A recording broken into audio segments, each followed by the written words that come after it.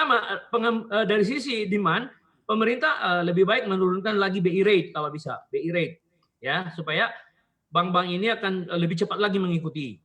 Ya. Kemudian bank sentral harus mencari cara bagaimana memotivasi, ya kan, memotivasi bank untuk menurunkan KPR-nya, suku bunga KPR-nya.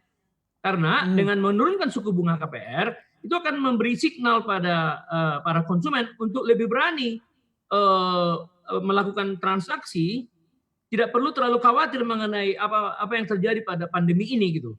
Tapi kalau tidak ada signal itu, ini yang jadi masalah kan, memberatkan konsumen dalam arti tidak terjadi transaksi yang bagus. Kedua, dari sisi pajak tadi saya katakan, kalau bisa pajak diturunkan, pajak transaksi, sehingga konsumen lebih mudah, lebih banyak orang yang ingin mengambil kesempatan membeli properti sekarang. Itu dari sisi demand. Dari sisi supply, pemerintah harus bekerja sama dengan pemerintah daerah, mengkoordinir melalui Departemen Menteri Dalam Negeri, supaya membuat semacam gerakan untuk memangkas semua biaya-biaya perizinan dan membuat perizinan lebih pendek, ya kan? Kemudian ya menarik pajak lebih rendah dari pengembang. Saya kira itu. Pak Ian, kalau dari kacamata Anda, dengan Bank Indonesia sudah menurunkan suku bunga acuan sampai dengan 4%, tapi suku bunga kredit untuk KPR itu masih di rentang 9 sampai dengan 10%. Apa sih alasan perbankan itu tidak mengikuti begitu penurunan dari suku bunga acuan Bank Indonesia yang begitu cepat, sedangkan suku bunga KPR sangat lambat refleksinya?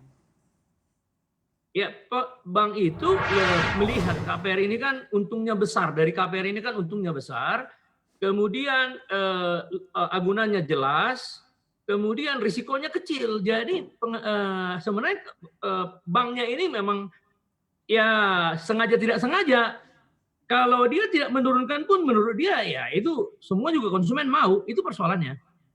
Karena konsumen Indonesia ini kan termasuk konsumen yang paling hebat memikul beban suku bunga gitu, dibandingkan dengan konsumen Singapura, konsumen Vietnam, konsumen Malaysia gitu. Karena selama di Indonesia ini industri properti itu terhadap konsumen itu sangat kuat posisi industri propertinya. Dalam hal ini adalah bank terhadap konsumen itu sangat kuat posisinya. Jadi bank melihat ini untung bagus. Nah, disitulah peranan bank sentral, Pak. Berarti bisa dikatakan para konsumen, para perbankan ini bisa mengatakan mau nggak mau begitu ya, konsumen Indonesia itu ya kalau nggak mau bisa cari perbankan lain dengan suku bunga yang lebih rendah. Tidak ada. Jadi Anda benar bahwa bank di sinilah krisis ini, sense of crisis di mata perbankan kita, Bank Indonesia, OJK, bagaimana mendorong bank-bank ini supaya memberikan suku bunga yang kompetitif dibandingkan dengan suku bunga di ASEAN countries itu. Sehingga selisih antara BI rate itu, repo rate itu dengan KPR itu tidak lebih dari 2 sampai 2,5% gitu. Jadi kalau BI rate 4 ya dia 6,5 paling tinggi ya. Sekarang Anda bilang 9 kan, bahkan ada yang 10.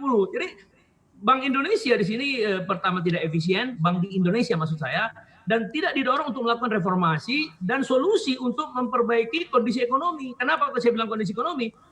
Bisnis properti itu memberikan dampak atau impact yang besar pada pemulihan ekonomi gitu. Lihat aja ya, pertumbuhan kita minus 5,3% kuartal 2, properti itu masih tumbuh 3%. Coba. Sekarang ini kredit kita tumbuh cuma 1%, properti masih tumbuh 3%. Artinya properti itu leading sector gitu loh. Artinya kalau properti hidup atau bergairah, sektor-sektor yang mengikuti itu banyak sekali.